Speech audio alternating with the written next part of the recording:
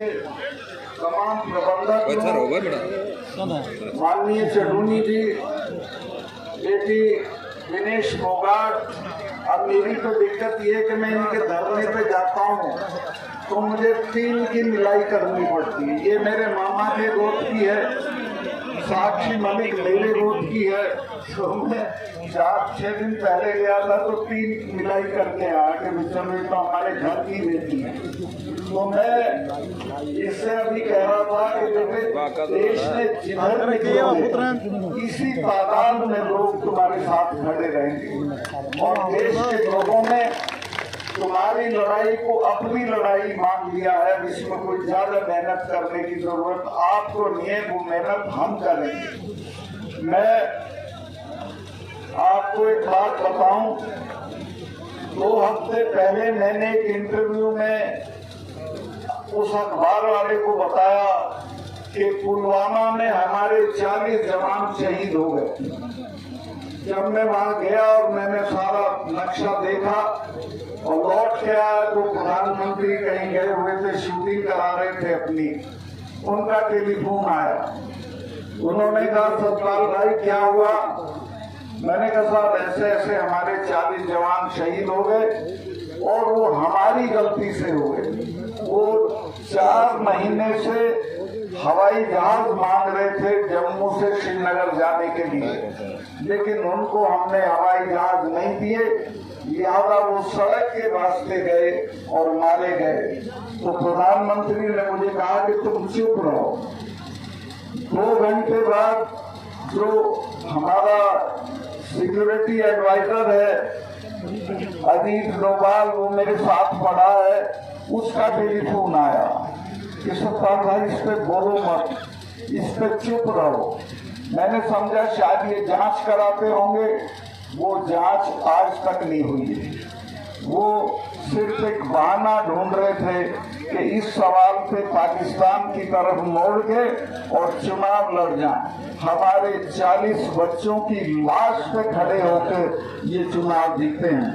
मैं आपसे निवेदन करना चाहता हूं, अब की उनकी लाश पे इनको भस्म कर देंगे और इनको हम सजा देंगे कि इन्होंने कैसे हमारे बच्चों के साथ लापरवाही बरती। 5 हवाई जहाज सरकार के लिए बड़ी चीज नहीं होती। मैं वहां गवर्नर था, कश्मीर के और जम्मू के लड़के जहाज मांगते थे जब सर्दियां होती थी कि हमें इम्तिहान देने जाना है और सड़कें बंद हैं, तो मैं सबको हवाई जहाज दिला देता था। तो एक तरह से जानबूझ के उनको मरवाया गया ताकि चुनाव में इसका इस्तेमाल हो सके। और ये ऐसे लोग हैं कि चुनाव जीतने के लिए अगर सारे देश में आग लगानी हो तो वो भी करा सकते हैं। मैं आपसे हाथ जोड़ के प्रार्थना करता हूं कि अपने 40 बच्चों की मौत का बदला इस बार के चुनाव में हमको लेना है और जरूर लेना। दूसरे, अभी चूंकि मैंने ये बोल दिया है तो मेरे स्टाफ को तंग कर रहे हैं।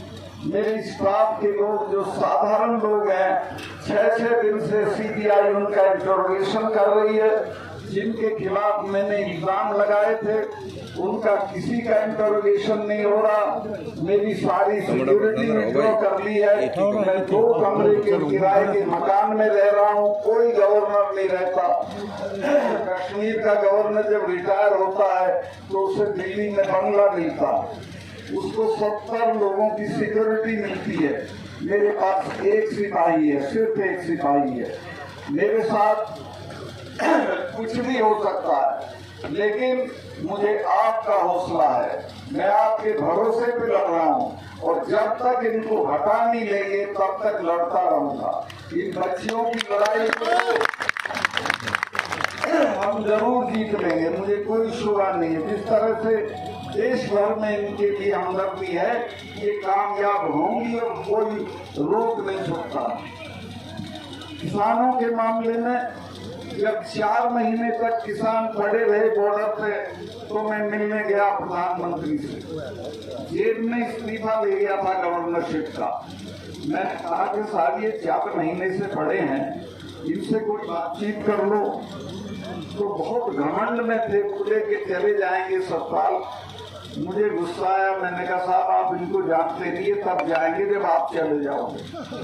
ये जो सिख भाई हैं, इनके तो गुरु ने अपने 4 साहबजादे शहीद करा दिए थे, समझौता नहीं किया। जब मिसेस गांधी ने ब्लू स्टार किया, उसके बाद 1 महीने तक अपने फार्म हाउस पे महामृत्युंजय का पाठ कराया था। अरुण नेहरू उनके भतीजे थे, मेरे दोस्त थे। उन्होंने पूछा बुआ आप तो इसको नहीं मानती थी? तो उसने कहा तुम्हें पता नहीं है, जिसने इनका स्वर्ण मंदिर छुआ है वो जिंदा नहीं है, ये मुझे मारेंगे। और वो मारी गई, जनरल वैद्य मारे गए। और ये जो 3 कानून वापस हुए हैं, ये समझ लेना ये हमारे कहने से नहीं हुए, ये डर में हुए।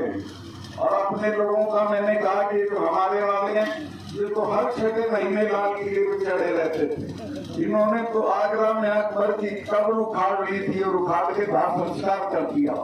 तो मैं कहा जब किसी से लड़ो तो ये जान लो कि किससे लड़ रहे हो। इनसे लड़ा नहीं जाता, कुछ ले दे के समझौता कर दो। 2-3 महीने बाद माफी मांग के वो बात मानी। और किसान के पास 2 ही चीजें थी, एक जमीन थी और एक इनके बच्चे फौज में चले जाते थे। वो रास्ता भी बंद कर दिया। एक अग्निवीर योजना लाए हैं जिसमें 4 साल की नौकरी होगी और उसके बाद रिटायर होके आ जाएंगे, उसको कहीं नौकरी नहीं मिलेगी, ज्यादा से ज्यादा चौकीदारी मिलेगी। तो पूरी कोशिश ये है कि किसानों की ताकत को खत्म करो, खेती को खत्म करो, दाम मत दो, MSP मत दो और इनके बच्चों को फौज की नौकरी भी मत दो। मैं बहुत लंबा नहीं करना चाहता हूँ। मैं कश्मीर में था जब धारा 370 हटी थी। महबूबा ये कहती थी कि जिस दिन ये धारा 370 हटेगी खून की नदियां बह जाएंगी। दिल्ली वाले भी डरे हुए थे, वो भी कहते थे अस्पताल कैसे होगा। मैं कहा आप छोड़ो, मेरे में आप इसको हटाओ। और वो मेरी दस्तखत से हटनी थी। मैंने चिट्ठी भेजी, मेरे चीफ सेक्रेटरी ने कहा कि मलिक साहब यहाँ तो बहुत खून खर्चर होगा, 1000 आदमी मारना पड़ेगा, यहाँ के लोग तो हथियार छीन लेंगे, थानों में घुस जाएंगे। मैंने कहा तो तुम चुप रहो, चिड़िया भी नहीं बोले। मैंने 4 एक्स चीफ मिनिस्टर गिरफ्तार किए, कुत्ता भी नहीं भौंका, कोई उनके उसमें नहीं आया हाथ में। क्योंकि मैंने 4 महीने तक ये किया था कि सबको अपना टेलीफोन नंबर दे रखा था। 2:30 बजे भी फोन आता था, मैं सुनता था। राजभवन में मैंने खोल रखा था, जो जब आना चाहे आए, मैं मिलूंगा। और नतीजा ये हो गया था। लोगों को मैंने समझाया कि ये 250 टेररिस्ट हैं, इनको लेके तुम दुनिया की दूसरे नंबर की फौज से लड़ के क्या हासिल कर दोगे, सिवाय ये मारे जाएंगे चिड़िया की तरह और कुछ नहीं होगा। बातचीत से सब कुछ हो सकता है। और कई नेताओं के बच्चे तो लंदन में पढ़ रहे हैं, तुम्हारे मरते तुम क्यों बेवकूफी करते हो। वो बात उनकी समझ में आ गई थी। और जब ये पकड़े गए तो किसी ने कुछ नहीं किया। मुझे ऐसे फोन जरूर आए कि साहब इन्हें अभी आसानी से मत छोड़ना, थोड़ा देर से छोड़ना। एनीवे जो होना था वहाँ पे बहुत सारे काम है, मैं क्या गिनवाऊं, मुझे मौका नहीं है। लेकिन मैं कहना चाहता हूँ कि देश में इस वक्त एक बहुत ही निर्लज और बहुत ही क्रूर सरकार, जिसको लोगों की किसी तकलीफ से कोई मतलब नहीं है।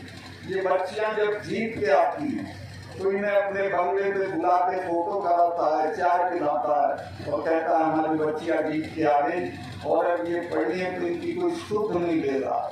तो ऐसे लोगों से निजात पाना है, इनको हटाना है, किसी भी कीमत पे हटाना है। और मैं आश्वस्त हूँ, मुझे पूरे देश से जिस तरह के संदेश आ रहे हैं, जो आपकी मैं भीड़ देखी, एक अद्वितीय है, अभूतपूर्व भीड़ है। लेकिन ऐसा मत समझना कि बाकी जगह में नहीं, पूरे देश में लोगों की आग लगी हुई है इन बच्चियों के सवाल पे, किसानों के सवाल पे। और हाँ, एक चीज और आपको जिम्मेवारी दे दूं, ये चुनाव से पहले चौधरी साहब ये मुझको भी गिरफ्तार कर सकते हैं। क्योंकि चाहेंगे कि कहीं ना जाए, ये पुलवामा पे ना बोले। तो जब मैं गिरफ्तार हूँ तो मैं आपसे कोई ये तवक्को नहीं करता हूँ कि क्या करना है ये आप मेरे से बेहतर जानते हो। दूसरे हरियाणा आपके साथ जेल में जाएगा, सारा हरियाणा जेल में और जाएगा। ये जो चरणीय साहब है, संघर्षशील आदमी है, ऐसे लोगों को आगे बढ़ाइए और अपनी बच्चियों की मदद करिए। 28 तारीख को विवेश होगा, मैंने आपको बताया है। बहनें भी जाएं तो और अच्छा है, नहीं तो पुरुष और लड़के तो जरूर जाएं और 28 को जाके पार्लियामेंट का उद्घाटन करें। बहुत बहुत धन्यवाद। 4 तारीख को मंडलाना में प्रोग्राम है, 4 तारीख को सेम यही प्रोग्राम है। पहलवानों को और माननीय सत्यापाल जी मलिक को